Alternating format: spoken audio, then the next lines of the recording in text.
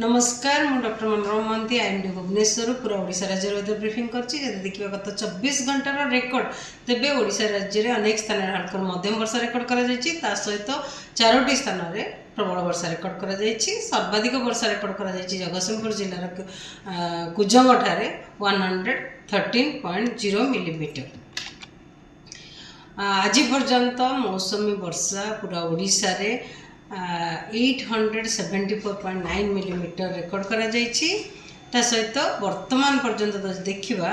27% अधिका वर्षा ओडिशा राज्य रे हेछि। वर्तमान गोटे उपरवायु घूर्णिबल जोटा कि north west bay of Bengal एवं ता पाखापाखी एरिया रे रहिछि जार उच्चता समुद्र पतन ठारू 7.6 किलोमीटर पर्यंत रहिछि। यार प्रभाव रे गोटे लो प्रेशर एरिया किंबा लघुचाप क्षेत्र सृष्टि होबार संभावना रही north west bay of Bengal एवं ता पाखापाखी एरिया रे 12 अगस्त रे। आगामी 24 घंटा जदि फोरकास्ट देखा तेबे राज्यर अधिकांश स्थान में हल्का मध्यम वर्षा रहिबो ता सहित प्रबल अति प्रबल वर्षा गोटे किंबा दुईटा स्थान में होबार संभावना रही जेमती कि जगतसिंहपुर केन्द्रापड़ा भद्रक एवं भद्रक जिले में ता सहित प्रबल वर्षा गोटे कि दुईटा स्थान में जमती कि बालेश्वर मयूरभंज केउंझर जाजपुर कटक ढेंकानाल अनुगुल सुंदरगढ़ झारसुगुड़ा संबलपुर देवगढ़ आदि जिला गुड़िक ता सहित राज्य रे गोटे कि दुईटा स्थान किंबा जिलार गोटे कि दुईटा स्थान वर्षा सहित बिजुली घड़घड़ी एवं झटका पवन रही संभावना रही। आगामी 24 घंटा बिजुली घड़घड़ी ऑरेंज अलर्ट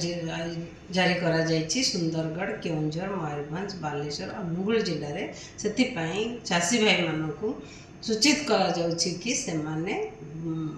वज्रपात टाइम रे किंबा घड़घड़ी बिजुली टाइम रे निजको सुरक्षित जगह रे रखंतु। काली माने 12 तारीख राज्यर जिला गुड़िकर अधिकांश स्थान में हल्का मध्यम वर्षा रही संभावना रही सहित प्रबल अति प्रबल वर्षा गोटे कि दुईटा स्थान में होबार संभावना रही केउंझर एवं अनुगुल जिले में ता सहित अलग जिला गुड़िकर जमती कि मयूरभंज बालेश्वर भद्रक केन्द्रापड़ा जगतसिंहपुर पुरी खोर्धा कटक जाजपुर ढेंकानाल संबलपुर बरगढ़ झारसुगुड़ा सुंदरगढ़ जिले में गोटे कि दुईटा स्थान में प्रबल वर्षा होबार संभावना रही। 13 तारीख में राज्य अधिकांश स्थान में हल्का मध्यम वर्षा रहित प्रबल अति प्रबल वर्षा रही संभावना रही सुंदरगढ़ जिले में एवं प्रबल वर्षा गोटे कि दुईटा स्थान होबार संभावना रही जमती कि आमर नॉर्थ ओडिशा किंबा उत्तर ओडिशा जिला गुड़िक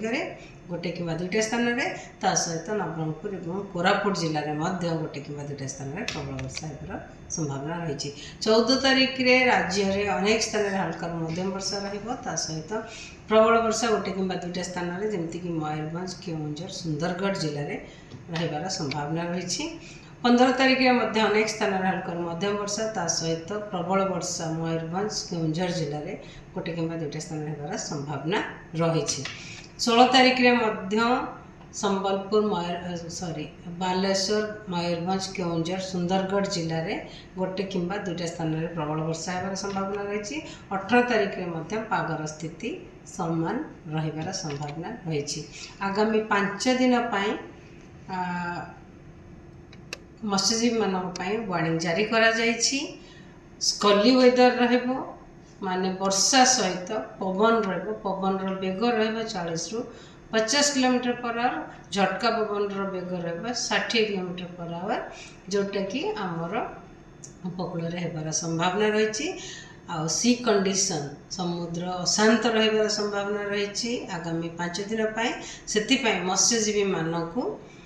सूचित करा जाउछि कि आम उपकूल दे समुद्र भीतर को जीवाकू बारण करा जायछि 11 तारीख रु 15 तारीख पर्यंत।